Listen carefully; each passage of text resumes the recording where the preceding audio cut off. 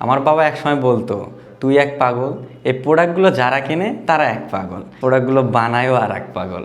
40-50 হাজার টাকার বাঁশ আমিই নষ্ট করছি। এই 50 হাজার টাকা সম্পূর্ণই আমার নিজের চাকরি করে জমায় রাখা। 15 হাজার টাকা স্যালারি ছিল, সেই টাকা বাঁশ কাটতে কাটতে আমার ব্যবসার যে 50 হাজার টাকা ইনভেস্ট, এটা শেষ করে ফেলছি। কিন্তু এটা কিন্তু আমার বিজনেসের প্রথম একটা ইনভেস্টমেন্ট। এই ইনভেস্টমেন্ট থেকে এই পর্যন্ত শেখা হচ্ছে। বাসায় আমার একটা জায়গা আছে, বাসার সামনে একটু স্পেস আছে 3 শতকের মতো। আব্বু আম্মুর সাথে বসলাম, বসে সব প্ল্যান বললাম। আব্বু অতটা ঠাই দিল না, কথাই বললো না। তো আম্মু একবারে বলে চলে গেল যে এগুলো যারা বানায়, মানে বাঁশের যারা কাজ করে, তাদেরকে চাটাই বলে। তখন আম্মু বলতেছে যে তুই কি চাটাই যে এইগুলো কাজ করবি? আম্মু বলতো যে তোরে বড় বানাইছি, পড়াশোনা করাইছি এই চাটাই হওয়ার জন্য? তোর বোনে ডাক্তার, তোর দুলাভাই ডাক্তার, আর তুই চাটাই হবি? মান সম্মান তো খাবি তুই। তখন আমি কোনো কথা বলতাম না, চুপ করে মাথা নিচ করে থাকতাম। কিছু প্রোডাক্ট গেছে মালয়েশিয়া, কথা হচ্ছে পোল্যান্ডে, আমেরিকাতে। আম্মু যে বলতো চাটাই হয়ে গেছি, এই চাটাই হওয়া প্রোডাক্টগুলো এখন বাইরের দেশে ইম্পোর্ট হচ্ছে। কোটি মানুষের আস্থা ও ভালোবাসায় পরপর 2 বার দেশের 1 নম্বর এসি ব্র্যান্ডের স্বীকৃতি পেল ওয়ালটন এয়ার কন্ডিশনার। সে যদি নতুন কিছু প্রোডাক্টও তৈরি করে বা নতুন কোনো ব্যবসা করে, সেক্ষেত্রে ফ্যামিলি, সমাজ অনেক কথাই বলে, পাগল মেন। কিন্তু যখন সে সাকসেস হয়, তখন তার পিছনে মানুষজন থাকে। একটা করে প্রোডাক্ট একটা কারিগরের সময় লাগে 4 থেকে 5 দিন। ওটার মূল্য যেটা পাওয়ার দরকার, সেই মূল্যটা পায় না।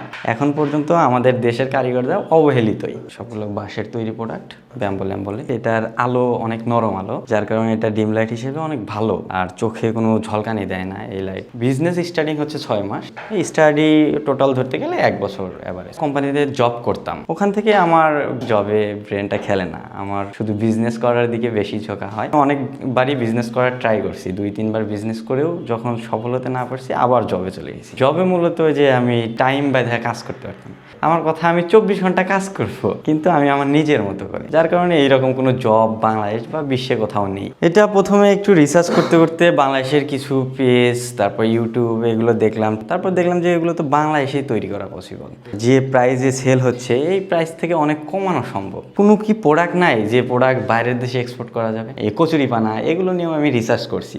বাঁশের একটা প্রোডাক্ট আছে, এর ভিতরে চাহিদা আরও বেশি। ফ্যামিলি শুধু আমাকে দূরে ঠেলে দিছে যে বিজনেস করা যাবে না, চাকরি করতে হবে। এবার হতাশার ভিতরে আমি চলে যাই, যে বিজনেসটা রান হচ্ছে, একটা প্রফিটের দিকে যাইতে যাইতে লস হয়ে যায়। ফ্যামিলি তারপরেও আমাকে এখনো ওইভাবে অ্যাকসেপ্ট করে নাই। দেখে মাঝে মাঝে, মানে কথার ভিতরেই আছে না, যে কথা দিয়ে কষ্ট দেয় হচ্ছে, কবে টাকা দিবা, বিজনেস থেকে টাকা বের করবো কবে। আমরা ফেসবুকে পোস্ট করলাম, ফেসবুক থেকে একটা অর্ডার পড়লো, তখন নিজের ভিতর ভালো লাগলো। বাংলাদেশের মানুষ চায়। আবার দেখা যায় মাসে খরচ হচ্ছে 1 লাখ, ইনকাম হচ্ছে 20,000-22,000। তখন মনে হয় ভুল পথে চলে এসেছি। মূল কথা, প্রশান্তিটা যখন বলবো, তখন চাকরির দিকটা হয় না। একটা প্রোডাক্ট একটা কাস্টমার নিয়ে একটা গুড রিভিউ দেয়, আপনাদের প্রোডাক্টটা অনেক সুন্দর, লাক্সারি হয়েছে বা ফিনিশিং অনেক সুন্দর, তখন মনে হয় হ্যাঁ, আমি এখন বাংলাদেশের মানুষের জন্য কিছু করতে পারতেছি। আমরা খাইতে যেতাম, খাইতে যাওয়ার পরে দেখতাম অনেক প্লাস্টিকের লাইট বা অনেক লাক্সারি সুন্দর করে রাখা হয়েছে। আমি আর আমার ফ্রেন্ড বের হয়ে যাই যে এখন আমরা একটু যাই রেস্টুরেন্টে রিপ্রেজেন্ট করি। যখন দেখলাম যে এটার একটা প্ল্যান যদি আমরা সাজায় দিই, তখন দেখা গেল যে একজনকে দেওয়ার পরে ওই অর্ডারটা আসছিল রংপুরের ওইখান থেকে। এইভাবে দেওয়ার পরে উনি রাজি হইলো, তারপরেও আমার থেকে সময় নিল যে 7 দিন। 6 দিনের দিন আমি ওনাকে কল দেই, উনি আর ফোন ধরে না।